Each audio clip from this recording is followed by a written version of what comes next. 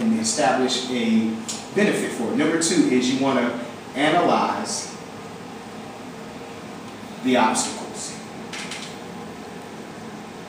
What are some of the things that are going to happen? You have to kind of put yourself in this mindset where you're thinking sequentially. You're thinking, okay, if I'm going to do this, I need to get with people that have done it before so they can give me a little bit of insight of some of the roadblocks I'm going to encounter. One of the biggest derailments to your goal setting and your goal accomplishing is when you don't forecast or budget in for certain pitfalls. You're going to have some setbacks, you're going to have some failures. If you're not prepared for them beforehand, you're going to get into this mindset that you're the first person to fail, and it's just, this is the end of the world, and this must be a sign that I shouldn't be doing this. Failure is not a sign that you shouldn't be doing it. Failure is a sign that you have more to learn about what you're trying to do. Number three is you want to acquire new skill sets. That's a key, by the way. Acquire new, and I'm going to put / needed skill sets. To do what you've never done, you may have to learn what you've never learned before. And a lot of times we approach things and we just think that I'm smart, I'm intelligent, I've done this, I've done other things, I should be able to accomplish this goal. But actually you have to figure out, what if this is a new thing. My wife and I went through something. We were doing a recording. We were doing some podcast recordings at home. And we're using this new program. So she had to watch some YouTube videos to get a different skill set, because the skill set she had was for the level we were on before.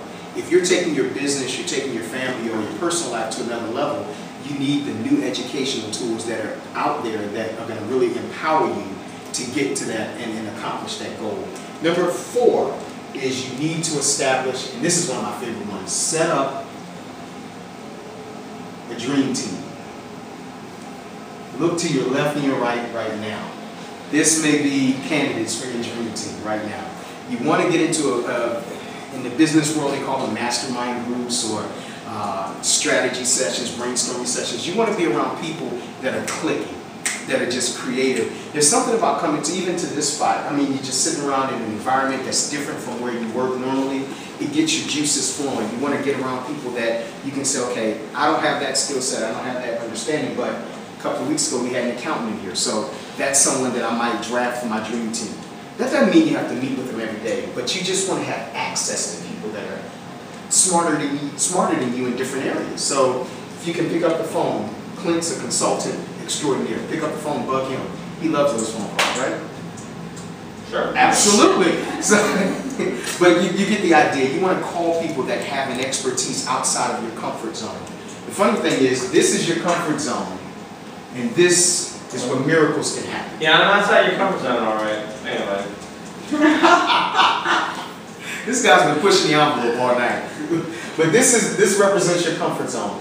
This is where miracles happen. Miracles happen outside of your comfort zone. And by miracles, I mean that spark of innovation, that spark of wisdom, that spark of inspiration that takes your business or that idea to another level.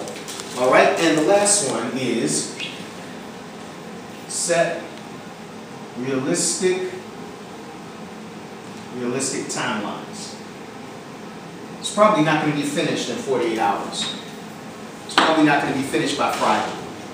Pace yourself. Has anyone ever had that entrepreneurial burnout where you're just trying to get something done that's so massive and you just go on this like binge for 24 hours trying to hammer it out, and then you're sitting there and you hit this wall, and you're just sitting there looking at the computer, there's nothing there. That's the time to back away from it and reestablish some timelines, set different timelines, and be realistic with yourself. If you're working a full-time job, and most of us have been in that position where we're caught between a dream and our job and we're having to pull that 9 to 5 and work on our spare time, that's when you really have to be careful not to burn yourself out. Step